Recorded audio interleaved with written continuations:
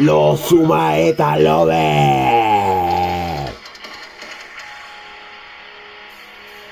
Acá los Sumaeta Lovers, y lo que vamos a hacer hoy día es analizar el discurso de quizás uno de los mejores boxeadores de la historia, el cual es Muhammad Ali, quien en su época, en los años 70 aproximadamente, dio una entrevista que se hizo bastante viral en Estados Unidos para la BBC.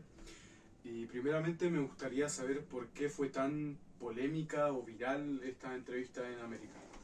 Lo que generó un gran impacto fue más que nada el hecho de que él, siendo afroamericano, estaba diciendo cosas del día a día que sí generaban un problema hacia las personas afroamericanas.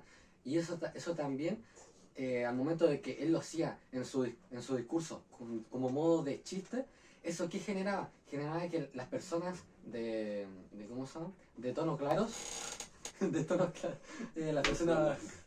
las personas blancas usualmente recriminaban o hacían menor a lo que decían o hacían las personas negras.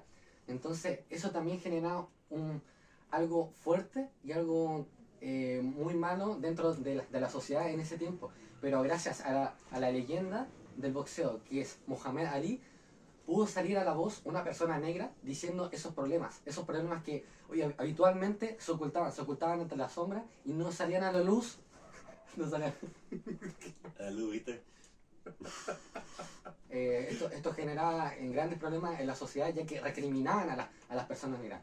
Y eso, lo bueno es que hoy en día ya se ha parado eso gracias a las muchas intervenciones que han hecho personas como Muhammad Ali, teniendo una gran influencia y alzando la voz por las personas afroamericanas, pudieron lograr lo que hoy en día está, que es, ¿cómo se llama? No pega tan fuerte lo que es el hecho de que vean a una persona negra por la calle y la recriminen. Sí. Y dentro de ese discurso tocaron temas centrales, como lo pudo ser la experiencia personal que fue de Muhammad Ali, que su experiencia personal fue muy fuerte, ya que su propia madre le decía cosas al respecto sobre lo bueno y lo malo, que era el negro y el blanco. Que las personas blancas eran los símbolos de bueno y las personas negras eran símbolos de maldad, de impureza. Entonces eso lo tenemos tan acostumbrado desde el nacimiento que ya no podemos sacarnos de la cabeza. Se nos hace poco normal el hecho de que nosotros hablemos sobre algo negro reflejándose algo bueno. Pienso también que es impresionante el hecho de que alguien como Muhammad Ali, que estamos hablando de la época, por ejemplo, a un Canelo Álvarez, o alguien mucho más, porque de hecho en la época era como el mayor estrella del deporte, junto a otras grandes estrellas como Pelé, por ejemplo. Realmente algo impresionante de que alguien de ese calibre haya dicho por televisión, aparte porque en ese momento no hay internet como ahora, que cualquier estrella puede salir a hablar, decir cualquier cosa y realmente no tiene importancia por un tanto. Hay que tener en cuenta que en esa época el internet no existía y la televisión era como el medio tan importante. Entonces, tú salir a decir eso en la televisión estadounidense, que estadounidense la televisión es prácticamente una iglesia, es algo que impactó mucho a la sociedad. Y aparte la forma como lo hizo, ayudó a suavizar mucho el tema, haciendo que se meta en la mente de las personas, pero al mismo tiempo suavizándolo. Bueno, ahora saliéndonos un poquito del discurso, me parece muy importante que comprendamos quién era realmente Muhammad Ali. Bueno, él era un boxeador profesional estadounidense, campeón olímpico, le ganó a los mejores de Estados Unidos, que no solo desempeñaba un gran papel en lo deportivo, sino que también era un activista social muy frecuente, sobre todo contra la lucha contra el racismo. Y también él nos mencionaba en la entrevista que dio para la BBC que debido a todas estas injusticias raciales que presenció en su experiencia personal, decidió cambiarse de su religión cristiana a pasar a ser musulmán. Entonces... Y bueno, ahora la gran pregunta es, todo esto, ¿a quién iba dirigido? Mira, si me hablas a mí, yo creo que iba dirigido por el tono el que tuvo y también por las maneras en las que dijo las cosas. Yo creo que iba dirigido a un público más general, sobre todo a un público más blanco, aunque también hay que tener cuidado en eso porque creo que también iba dirigido al público negro. Es un mensaje más profundo hacia el público negro. Pero el público blanco lo que se iba a dirigir era que para reflexionar sobre sus acciones, y al público negro para reflexionar las acciones que tienen los blancos sobre ellos. Más que nada porque los blancos en ese momento tenían el poder total. Y eso hacía que la gente afroamericana fuese callada, fuese censurada de todo lo que ellos pensaban y hicieron. Entonces, esa recriminación tan fuerte que hacían los blancos en ese momento, sí llegaba a afectar demasiado a los afroamericanos. Sí, de hecho, lo que él mencionaba también en la entrevista es que esto no era solo en lo televisivo, sino que también se podía ver en las calles, que muchos restaurantes, incluso él siendo campeón olímpico, no permitían que los negros comiesen en el centro de la ciudad porque estaba mal visto. Entonces nos podemos dar una idea de lo que era el racismo en la época de Muhammad Ali y por qué esa entrevista fue tan controversial y llegó tanto al público. Bueno, ahora hablando sobre de cómo se posicionaba Muhammad Ali, ah, hay que hablar sobre cuáles son las cosas las que dijo, cuáles son los argumentos que propuso para decir que básicamente el blanco es oprimido, o sea, el negro es oprimido y el blanco es superior al negro. Él dijo algo muy importante que habló sobre su experiencia personal. Su experiencia personal al entrar a un restaurante. Eso fue terrible porque gracias a este racismo tan fuerte que había, al momento de entrar y pedirse algo simplemente para comer, como es habitualmente, lo recriminaban por ser negro y no le daban comida, sabiendo que él está pagando por un producto. Y no se negaban el hecho de darle comida. Y eso por lo menos a la gente negra se los callaba usualmente. Pero Muhammad Ali alzó la voz ante eso y dijo, no, yo puedo consumir lo que yo pueda y lo que estoy pagando.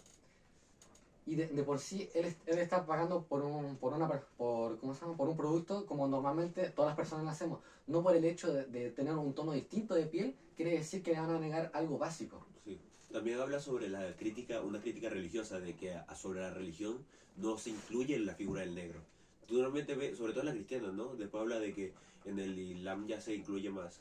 Pero sobre todo en la cristiana no se incluye tanto al negro y eso es algo que le afecta. Esto es un hecho más que todo algo emotivo, él menciona, ya que para él es algo muy importante la religión. Sí, de hecho, continuando con eso, él nos decía que Jesús era pintado como un ser blanco, alto, de ojos azules, y realmente hace poco salieron estudios científicos que nos muestran que probablemente Jesús no era blanco, sino más bien moreno, parecido a un afroamericano básicamente.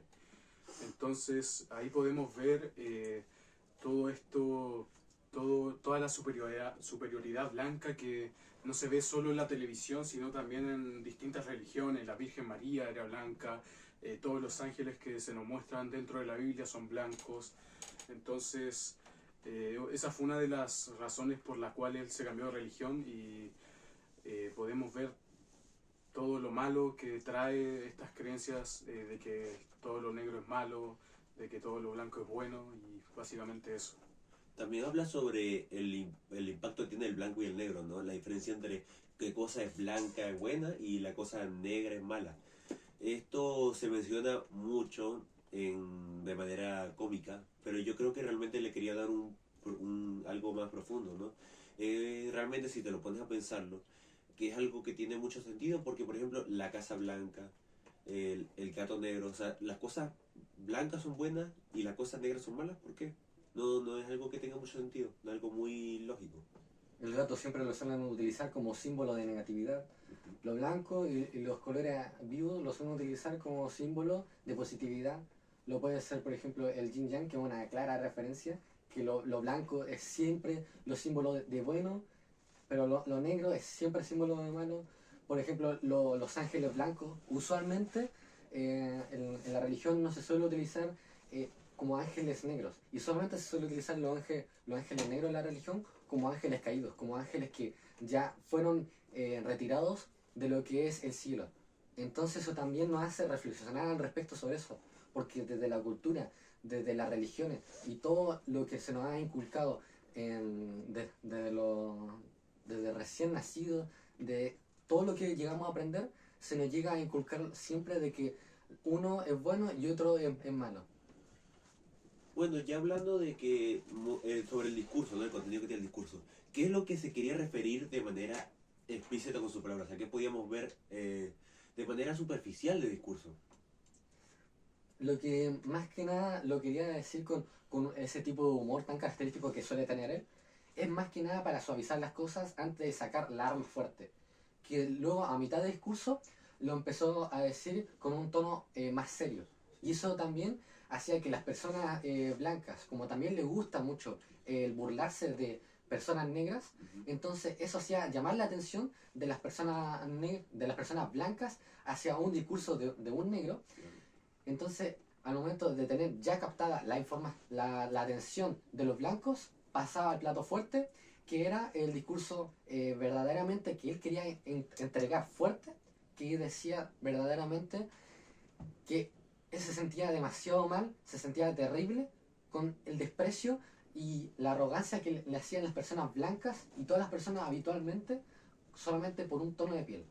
Bueno, y ahora pasando al tono más implícito, el tono más oscuro, más profundo que tiene el discurso. ¿A qué se refería Muhammad Ali con este discurso? Yo creo que más que nada, debido a los argumentos que usó, analizándolo a profundidad, yo veo que casi todos, la mayoría, se van por lo emocional y quieren quizás mostrarle a las personas afroamericanas que la realidad de que, por ejemplo, no son incluidos en la Biblia, en religiones que ellos profesan, que no están incluidos ahí, que los ven como algo malo, en la superioridad blanca que se ve en su país.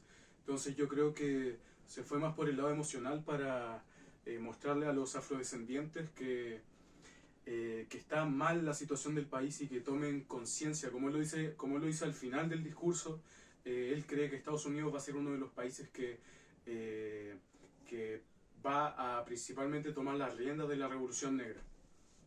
Y algo muy importante es que también mencionaba sobre la normalización de la superioridad blanca. Porque usualmente los blancos suelen tener una superioridad ante todos.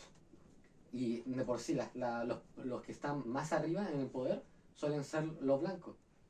Entonces él también hablaba sobre el respecto sobre eso y hablaba con argumentos lógicos racional, que era el momento de expresarse con ese tipo de humor y a la vez también de una forma tan directa, pero a la vez indirecta, porque lo hacía mediante un humor, pero lo hacía para dejar ese mensaje en esas personas.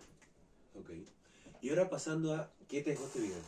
¿Qué reflexión tú puedes tener acerca de qué pasó en el video sobre el discurso que tuvo Muhammad Ali con nosotros? Mira, para serte sincero, el discurso fue una gran obra de Muhammad Ali porque gracias a eso pudo impulsar la voz de las personas afroamericanas y también hacerle entender a las personas de alto poder que obviamente esas personas negras eran oprimidas y literalmente los censuraban. Entonces eso dio paso a que pudiese las personas negras poder expresarse más, poder hacer cosas normales que hacían las personas blancas.